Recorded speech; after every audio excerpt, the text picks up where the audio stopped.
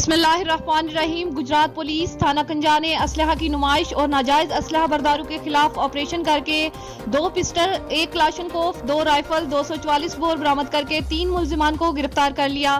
तफसीलात के मुताबिक डीपीओ गुजरात उमर सलामत की हिदायत पर पुलिस का जिला भर में असलहा की नुमाइश करने वाले अफराद और नाजायज असलहा बरदारों के खिलाफ ग्रैंड ऑपरेशन जारी है, जिसमें SHO थाना कंजा इंस्पेक्टर शहबाज हंजरा ने पुलिस टीम के हमरा नाजायज असलहा बरदारों के खिलाफ खुसूसी कार्रवाई करके 3 मुल्जिमान को गिरफ्तार कर लिया, जिनमें 1 शायान बेग, सदाम हुसैन, एजाज अहमद शामिल हैं। पुलिस ने मुल्जिमान से नाजायज असलहा, 2 पिस्टल, 1 क्लाशनकोफ, 2 राइफल, 244 बोर बरामद करके मुल्जिमान के खिलाफ थाना कंजा में अलग अलग मुकदमा दर्ज करके तफ्तीश शुरू कर दी।